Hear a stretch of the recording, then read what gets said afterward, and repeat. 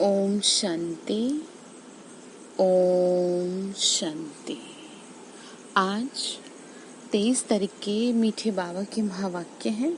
आज बाबा बोले, मीठे बच्चे, तुम्हें अपना चिंतन करना है, दूसरे का नहीं, क्योंकि ड्रामानुसार जो करेगा वो पाएगा।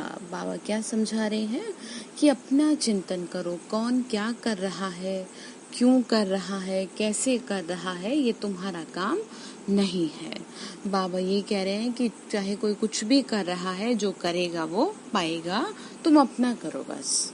तो प्रश्न बाबा ने पूछा, त्रिकालदर्शी बनने से आत्मा को कौन सी स्मृति आई है? त्रिकालदर्शी मतलब बाबा ने हमें तीनों लोकों, तीनों कालों का ज्ञान दिया है।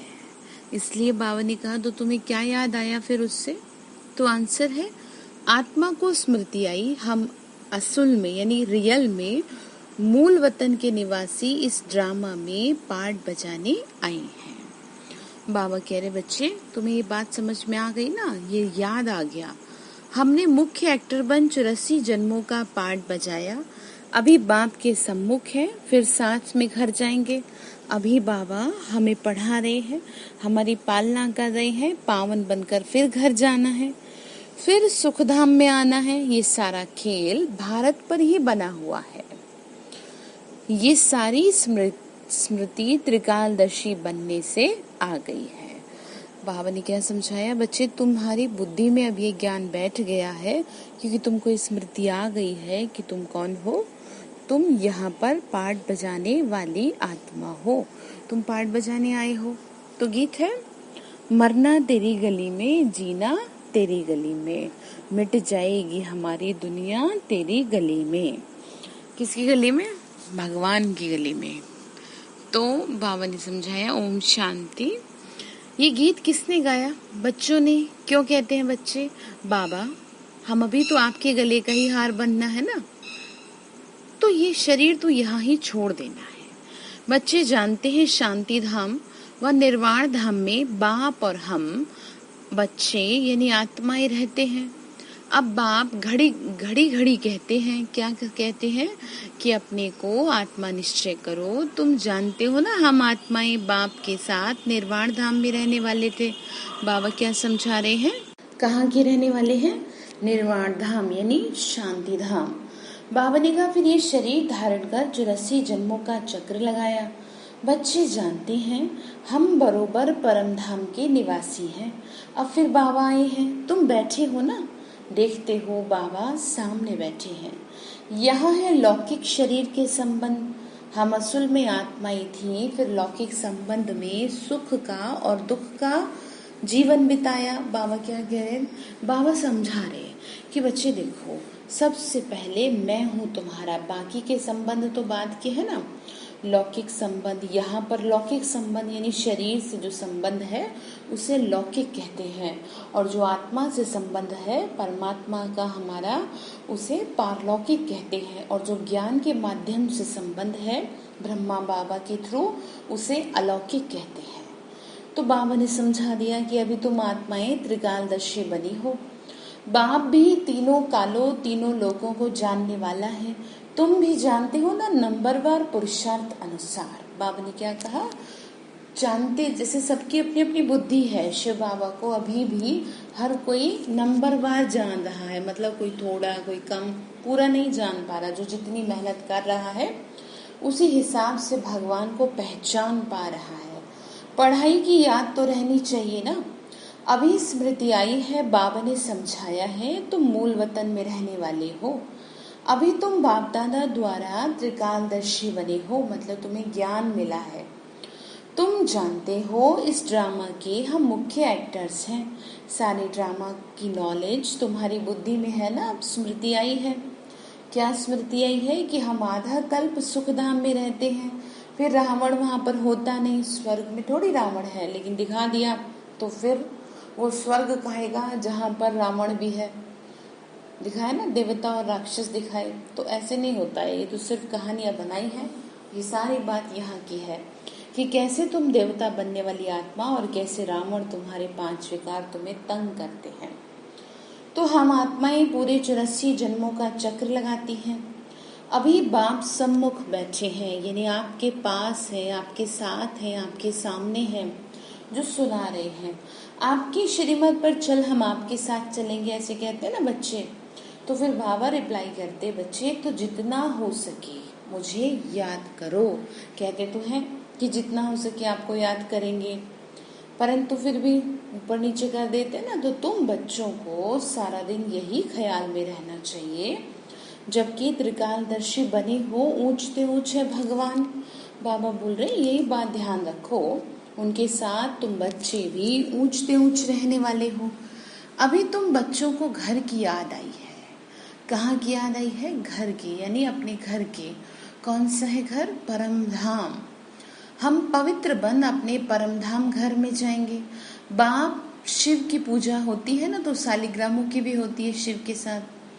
तो बाप ही आकर आत्माओं को पावन बनाते हैं। आत्माओं को पवित्र बनाने वाला केवल और केवल एक बाबा ही है, और कोई बना न सके। अभी तुम सारे ड्रामा के खेल को जान चुके हो। बाबा क्या कह रहे? बच्चे तुम्हें सब कुछ समझ मिल चुकी है। अब समझते हो ना, भारत पर ही खेल बना हुआ है।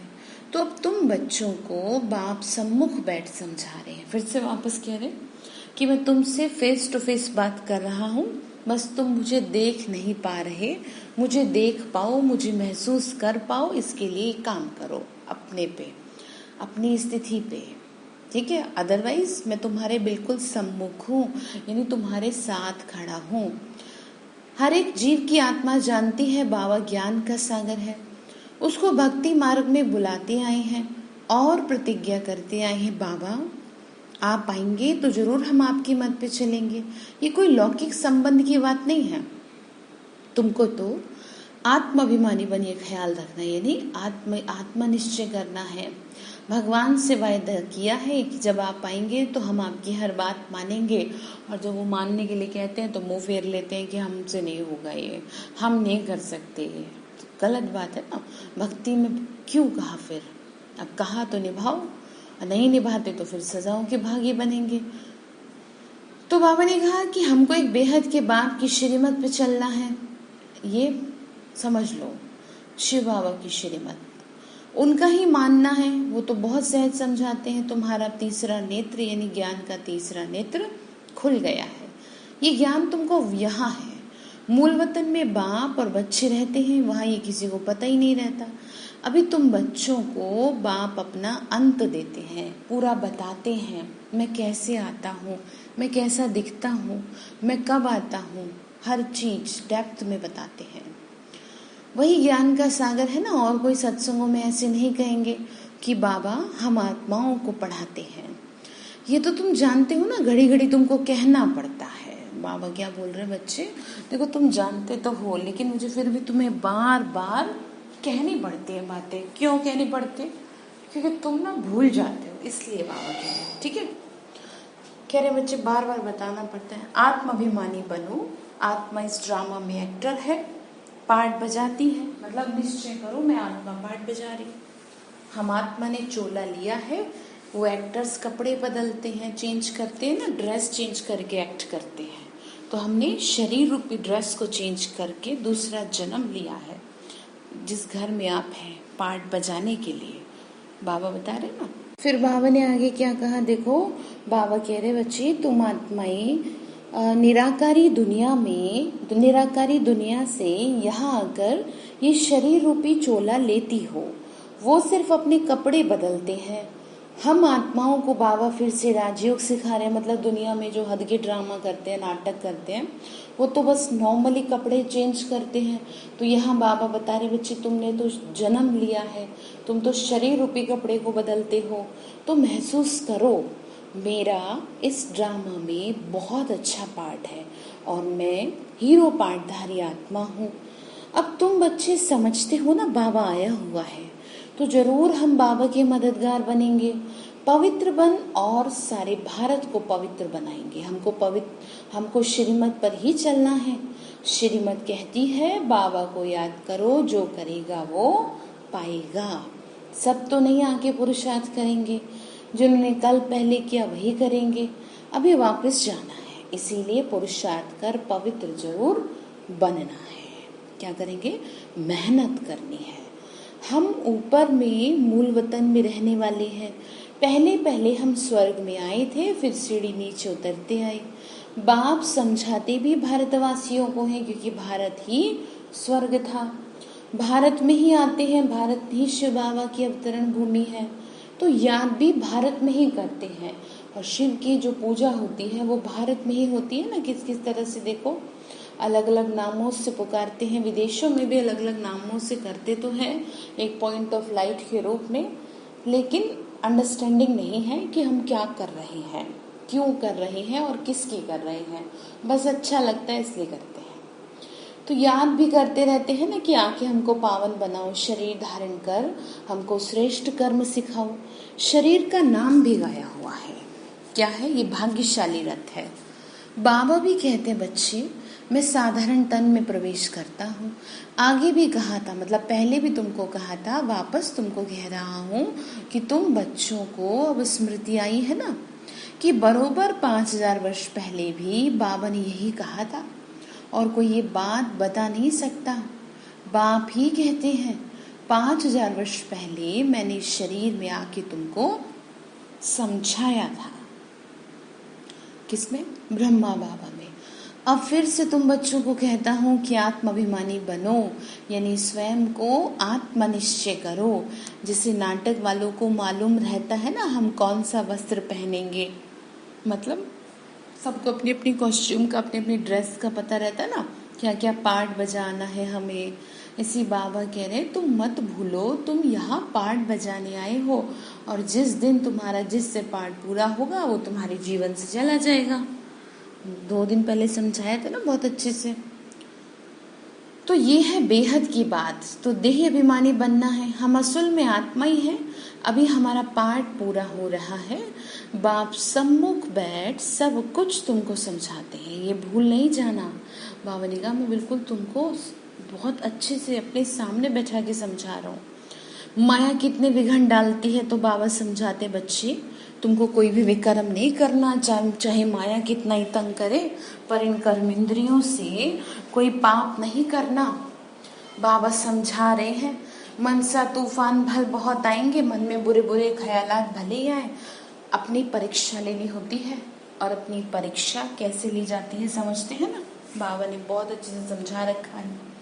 मुरलियों में भी और क्लास में भी, जो क्लास कराई जाती है। देखो कहा जाता है ना कि वैसे भी दुनिया में भी कहते हैं कि अगर स्वयं को देखना हो तो अकेले में चेक करो, ठीक है।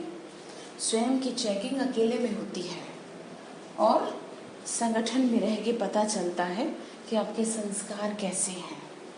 संगठन में रहेंगे तभी तो पता चलेगा ना। तो चेकिंग अपनी करने के लिए स्वयं को एकांत में बिठाना जरूरी है, इसलिए कहते हैं ना एकांत में बैठो। बहुत सारी क्लासेस में समझा भी रखी है बात।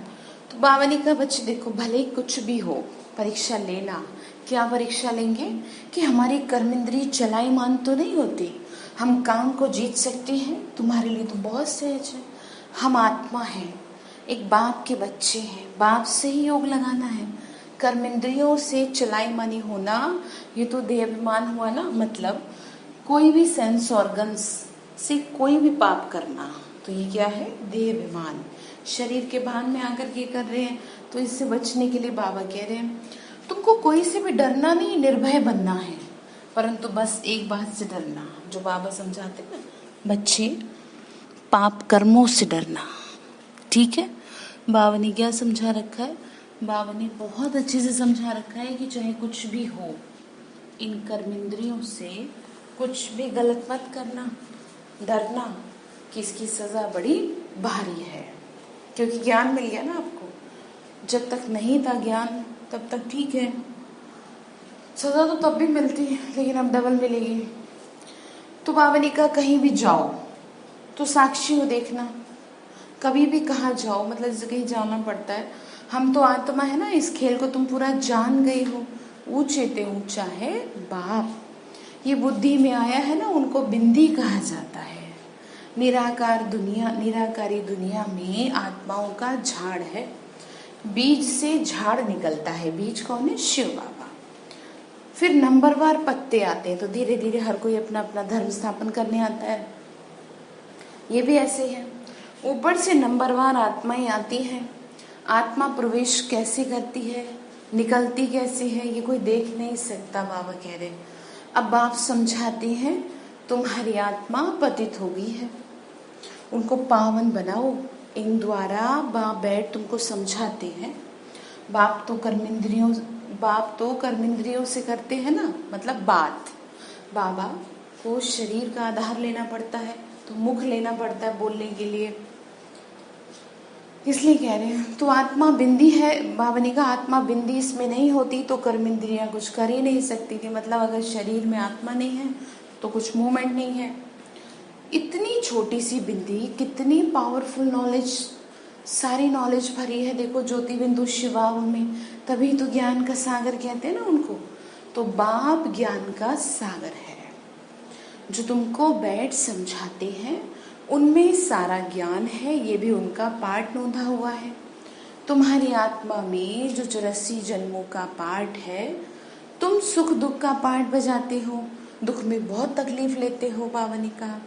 फिर बाबा कहते बच्चे देखो, मैं पुनर्जन्म में तो आता नहीं। बाबा कह रहे देखो, मैं जन्म मरण के चक्कर से तो परे हूँ। तुम 84 जन्म लेते हो, मैं तो नहीं लेता। मैं आके तुम बच्चों को सहज युक्ति बताता हूँ कि मुझे याद करो तो पावन बनेंगे। आधा कल्प तुम कामचिता पर बैठ तमो प्रधान बनी हो। आत्माओं से ही तो बाप बात करते हैं। आत्मा के ऑर्गन्स पहले छोटे होते हैं, फिर बड़े होते हैं। होता है धीरे धीरे बच्चे, देखो छोटा बच्चा होता है, फिर धीरे धीरे कैसे ऑर्गन्स बड़े होने लगते हैं। लेकिन आत्मा छोटी बड़ी नहीं होती। आत्मा तो जैसी आई थी गर्भ में वैसी ही रहेगी बुढ़ापे तक। ठीक है, ये कह सकते हैं पतित बन जाती है। किसी की पावन, मतलब पावन तो बाबा बनाते हैं, मतलब ये कह सकते हैं पुण्य आत्मा कह सकते हैं, धर्मात्मा कह सकते हैं, लेकिन छोटी बड़ी आत्मा नहीं कह सकते। ठीक है, तो आत्मा ही कहती है पतित पावन आओ। आत्मा बाप को पुकारती है। बाबा कहते हैं मैं कल्प कल्प आता हूँ तुम पतितों को पावन बनाने। किस लिए आता हूँ? पावन बनाने के लिए आता हूँ। तो बाबा कहते हैं बच्चे देखो, अभी तुम जानते हो ना आत्मा कैसे आती जाती है। मनुष्य बहुत माथा मारते हैं, देखिए आत्मा कैसे निकलती है, परंतु किसी को पता ही नहीं पड़ता, क्योंकि ये तो बहुत सूक्ष्म है। छोटी सी आत्मा में कितना पार्ट है। जैसे बीज में सारा ज्ञान है ना, वो तो बीज है जड़। बड़ का झाड़ होता है ना, तो उसका बीज कितना छोटा है देखो, फिर उससे क्या होता है, उनसे कितना बड़ा झाड़ निकलता है। ठीक है, कितना लंबा पेड़ हो जाता है ना। कलकत्ते वाला बड़ का झाड़ कईयों ने देखा होगा, बहुत बड़ा झाड़ है। अब उनका फाउंडेशन सारा सड़ गया है, बाकी झाड़ खड़ा है। तो ये भी ऐसे ही है, मतलब देवी देवता धर्म का फाउंडेशन है नहीं। इसका मतलब जो आत्माएं देवी देवता थी वो स्वयं को अब देवी देवता कहला नहीं सकती। क्यों?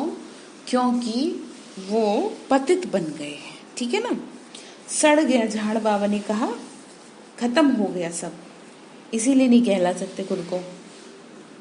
फिर वापस बाबा को करना पड़ता है ना, तभी तो कहते हैं मैं ब्रह्मा के द्वारा सतयुग की दुनिया की स्थापना कराता हूँ, देवी देवता धर्म की स्थापना कराता हूँ। ये भी तुम जानते हो ना, तभी तो गवर्नमेंट को भी कहते हो कि हम इतने समय से दुनिया को पावन बना के दिखाएंगे, इतने समय में। मनुष्य इन बातों को समझते नहीं है। तुमको तो निश्चय है ना, क्या निश्चय है कि हम इस भारत को श्रेष्ठाचारी जरूर बनाएंगे। बाबा कह रहे तुम तो समझ रहे हो ना इन बातों को। ठीक है, तो फिर बाबा ने कहा बच्चे देखो, तब तो भ्रष्टाचारी दुनिया का विनाश होगा। ये जो चाहते हैं ना शांति हो जाए, आत्मा पाठ बजाते बजाते अब थक गई है, इसीलिए हर मनुष्य पुकार रहा है क्या, हे शांति देवा आओ। ये थोड़ी समझते हैं कि आत्मा शांत स्वरूप है, परंतु यहाँ आत्मा तो कर्मेंद्रियों द्वारा कर्म तो जरूर करेगी। शांति दो कहते हैं, अभी किसी को पता ही नहीं कि शांति धाम अलग है और सुख धाम अलग है। शांति धाम यानी परम धाम, सुख धाम यानी स्वर्ग। तो पवित्रता सुख शांति की जननी है। अब कईयों को ये कंफ्यूजन होती है कि पवित्रता है क्या।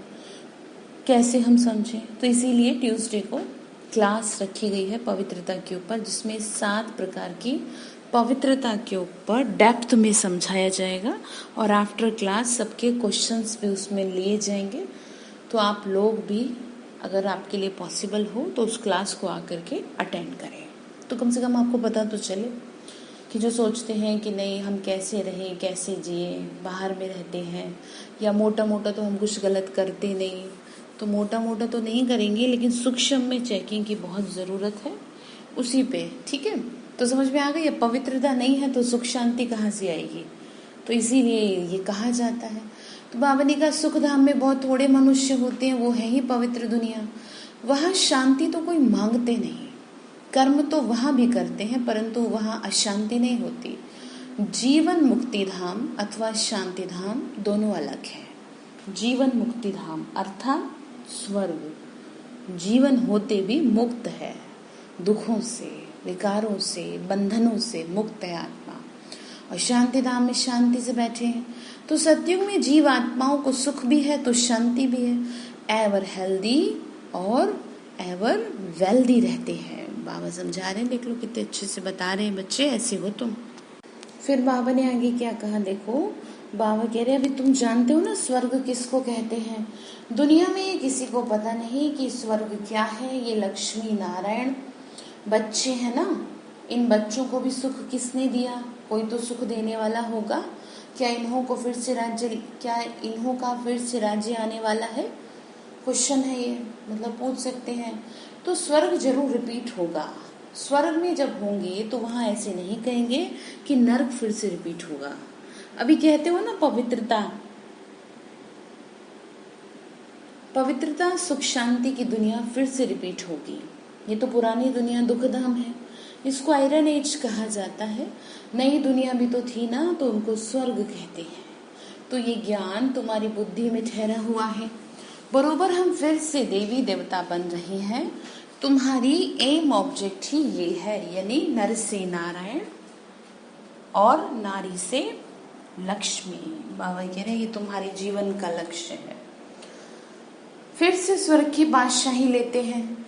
बेहद के बाप से वर्षा जरूर पाएंगे, यानी शिव बाबा से मिलेगा ना सब। ये अच्छी रीति याद करना है।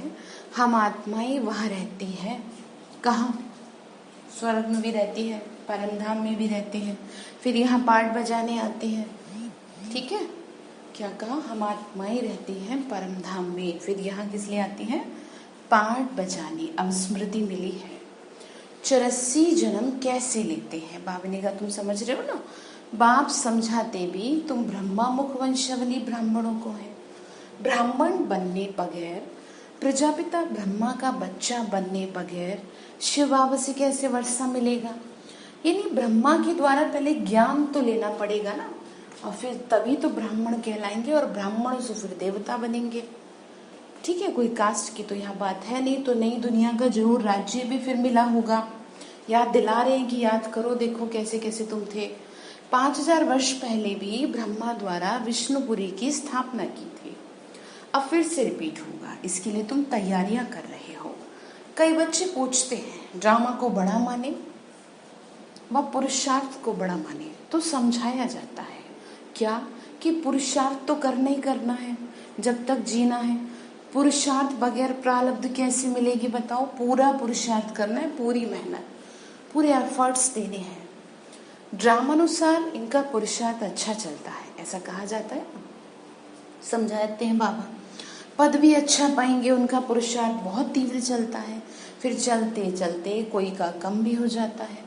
ब्राह्मणी जानती है, ब्राह्मणियों के पास आने वाले भी जानते हैं फलाना बहुत अच्छा चलता था, आजकल आते नहीं है। कहते हमारी बुद्धि को पता नहीं क्यों नहीं, मतलब हमारी बुद्धि में पता नहीं क्यों नहीं बैठता, मतलब माया आ जाती है तो बाबा को हम याद नहीं कर सकते, बस हम नहीं चल सकेंगे, ऐसे हो जाता है माया का वार। तो फिर समझा रहे बाबा बच्चे मंजिल बड़ी है, ऐसे ऐसे लिख देते हैं। मूल बात है ही निर्विकारी बनना, विकारों को छोड़ना बड़ा मुश्किल है। तुम जानते हो ना ड्रामा अनुसार कल पहले मिसल इनकी अवस्था ऐसी चली आ रही है। फिर बाबा फुल स्टॉप लगा रहे हैं बात को ख़त्म करते हुए कि ड्रामा अनुसार पहले भी ऐसी अवस्था थी, अभी भी कर रहे, नहीं तो बाबा भी परेशान हो जाए ना कि कितने अच्छे थे और देखो कैसे हो गए। तो इसीलिए सब बातों पे बिंदु लगा दो, पहले समझा दिया है, करेंगे तो अच्छा है। अच्छा, मीठे मीठे सिक्के लदे बच्चों प्रति माता पिता बाप दादा का याद प्यार और गुड मॉर्निंग। रूहानी बाप के रूहानी बच्चों को नमस्ते। हम रूहानी बच्चों के रूहानी माता पिता बाप दादा को नमस्ते। बाबा नमस्ते। शुक्रिया बाबा, शुक्रिया बाबा, शुक्रिया। तो धारणा के लिए मुख्य सार है, इस बेहद के खेल को साक्षी हो देखना, कोई से भी डरना नहीं है। निर्भय बनने के लिए मैं आत्मा हूँ पक्का करा रहे हैं कि अगर आप चाहते हैं ना आपको किसी से डर ना लगे तो पक्का कर लो, क्योंकि शरीर को डर है ना, आत्मा को कहेगा डर। शरीर का डर है ना, कोई मार ना दे, कोई कुछ कर ना दे, डर लगता है, तो उससे निपटने का एक यही उपाय है।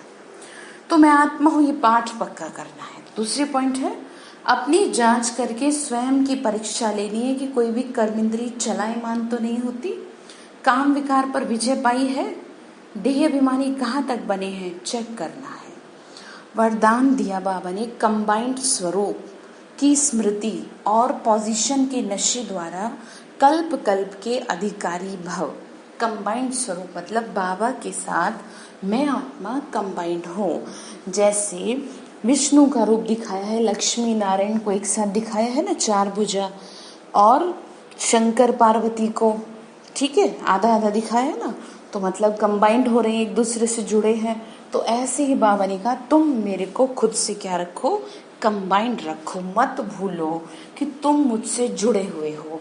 जब ये बात तुमको याद रहेगी तो तुम अपनी पोजीशन में रहोगे। कौन सी पोजीशन है, बाबा ने बताया ना कि तुम देवता बनने वाले हो, ये तुम्हारी पोजीशन है, तभी तो अधिकारी बनोगे। तो फिर बाबा एक्सप्लेन कर रहे हैं, सुनिए।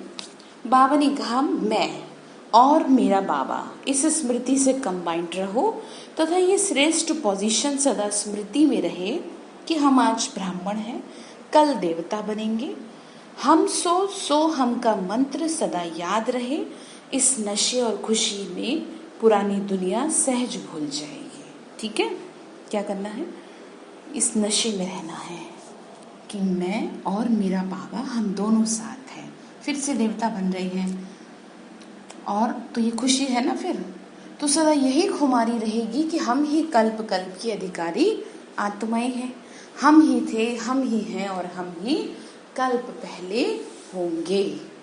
याद दिला रहे हैं बार बार, तुम ही देवता हो, यही तो है ना पोजीशन। स्लोगन है, स्वयं का स्वयं ही टीचर बनो तो सर्व कमजोरियां स्वतः समाप्त हो जाएंगी।